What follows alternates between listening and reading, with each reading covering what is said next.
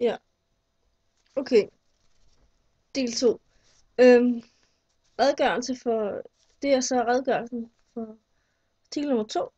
Og det er den her essay om moderskabets takt og tone, og det er af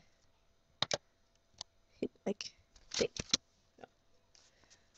Men han mener her, som det allerførste, det siger han, at nu er faderrollen, altså det er blevet sådan proppet ned i en kasse, og der bliver gjort sådan klare spilleregler for, hvordan man skal opføre sig, når man er mor, og når man er far. Altså ligesom alle ved, hvordan James Bond skal være og sådan noget, ikke? Så mener han også, at et mentalt tv-hold følger altid det moderne menneske. Altså, på den måde, at man ser sig selv udefra, og betragter sig selv, som om man var det der tv-hold, som rendte hen på sig selv. Han mener også, at nogle mennesker vil kalde det for narcissisme. Men, men for ham er det et spørgsmål om attitude. Altså, hvordan man vil opfatte sig andre.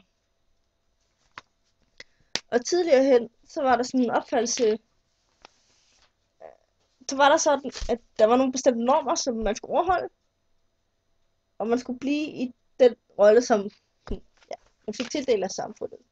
Altså på den måde, hvis du var mor, ikke, så skulle du blive i den rolle for evigt, ikke? Og du kunne ikke bryde ud af dem. Men i den moderne verden, altså nu til dags, ikke, så skal man selv finde ud af, hvad for en rolle man har. Og den kan du... Det er godt tage lang tid at finde den, men den kan du godt lave om på.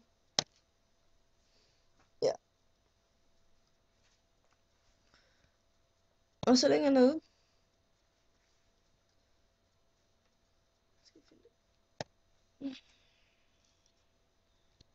Ja. Så hernede, så står der, jeg kan bedre lide tanken om selvreflektivitet, end jeg kan lide tanken om narcissisme. Og så siger han også, men hvorfor han gør det ikke? Det er fordi, han synes, at narcissisme lyder så overdrevet og sygeligt. Og så mener han, at det er simpelthen for opblæst. Og det fungerer ikke rigtigt i vores verden. Og så mener han, at det er mere hverdagsagtigt. Og nede på jorden at sige, at det moderne menneske altid er sådan en, som analyserer på sig selv, men samtidig også lever sådan sit liv. Sådan forholdsvis normalt, hvis man kan sige det, ikke?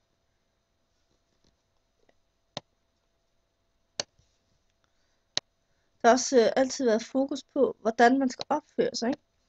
Men det er jo ikke, altså, så der står, det er ikke sådan, at bøger om, hvad man bør gøre, og hvorfor er en ny opfyldelse. Altså, så kommer han med et eksempel for Emma Gades berømte bog, Takt Tone, og det lå fra 1980, så det er altså det så. Og han mener, at hun har fanget hele essensen med det, at man skal ikke diktere folk, hvordan de skal opføre sig. Du skal gøre det og det og det. Men hun gør faktisk det modsatte. Hun siger, at hun giver dem baggrunden for den gode opførsel. Og så kan de selv finde ud af, hvordan man skal opføre sig i de konkrete situationer.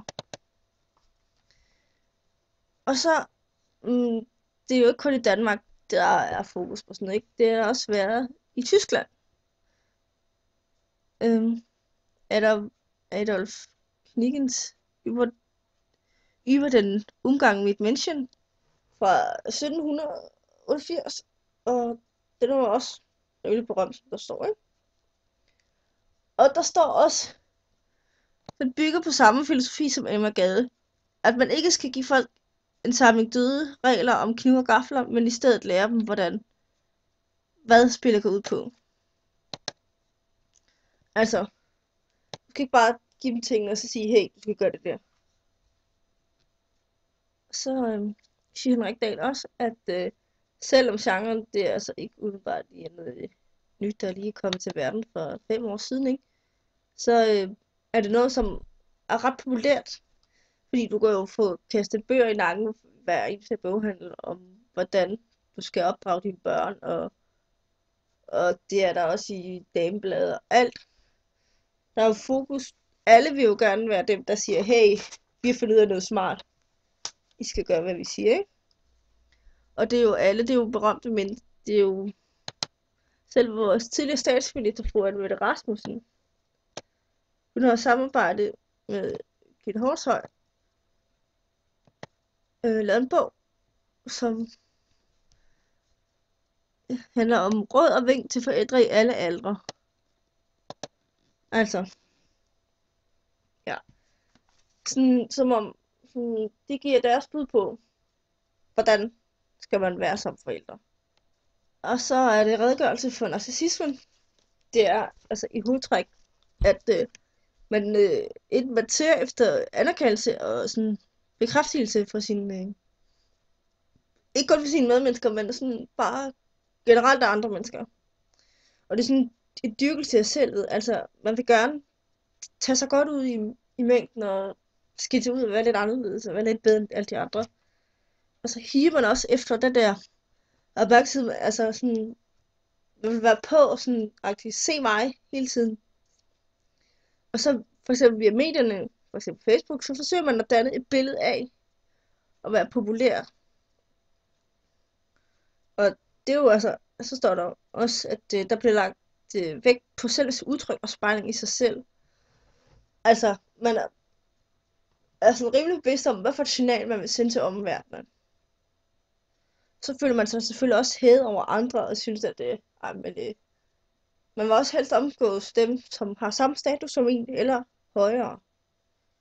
For hvis man gider ikke have hænge sammen med nogen, som ikke kan hjælpe en med noget, for eksempel med noget berømmelse, eller at blive anerkendt. Så i scenesætter de også sig selv via sådan forbrug af livsstil.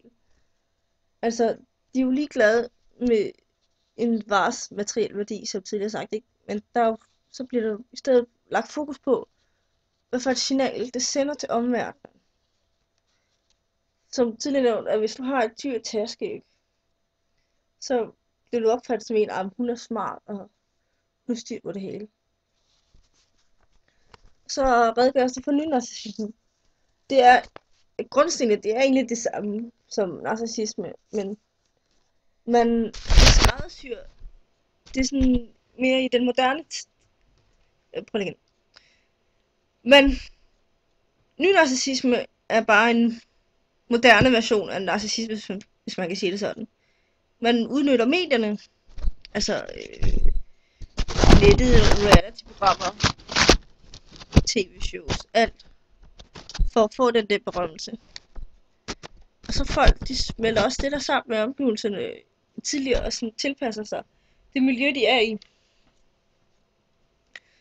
Og det er jo også lidt samfundet, der har fat i det.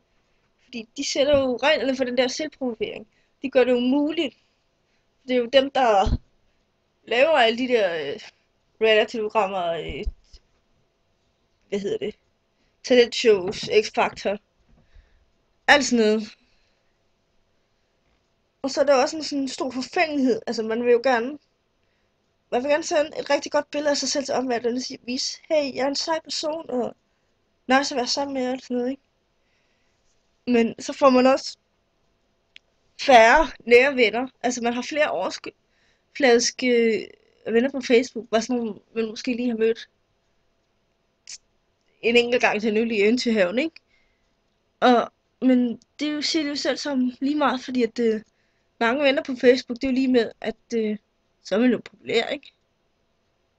Og så tidligere hen, som jeg også har sagt, så var der de der normer, der skulle overholdes, ikke? Med det der tildelte rolle. Og i dag, der er det sådan, der skal du selv finde din rolle. Selv finde ud af, hvad er det for en person. Og det er derfor, man prøver at skræddersy ens eget liv. Og vise det bedste til omverdenen, og så skjule det dårlige. Ja. diskutere med udgangspunkt i Henrik Dahls artikel, som er senere her i dokumentet, hvorvidt begrebet narcissisme er en god betegnelse. Altså, narcissisme, som han siger, ikke, så er det blæst op til noget helt vildt, og så er det blevet sådan overdrevet sygeligt, som om, at det er jo fuldstændig blank i hovedet, og virkelig egoistisk, hvis man er narcissist. Synes han, at selvreflektivitet, det er kun et andet udtryk for det, ikke? Men det er også sådan gjort mere afslappet, og det er ikke så synliggjort. Og så er det blevet sådan mere normalt, at man betragter sig selv ud fra og siger, hvordan opfattes jeg? Og så er der også sådan mere en analyse af sig selv, men stadigvæk, man har et liv, og man ikke føler sig højt hævet over andre.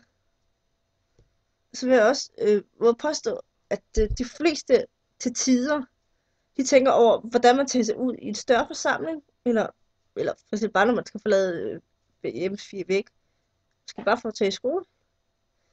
Men der er også mange, som godt kan lide at blive beundret, uden at det behøver at blive betragtet som narcissisme. Altså, alle kan godt lide at sige, og blive betragtet som om, hun er sgu da sej. Hun har en fed stil, et eller andet. Uden at det behøver at være narcissistisk. Og så bare sådan nogle gange, så er man måske nogle gange for hurtige til at putte folk i bås, og så stemple dem som narcissister, hvis de bare har en smule selvtillid mere end gennemsnittet.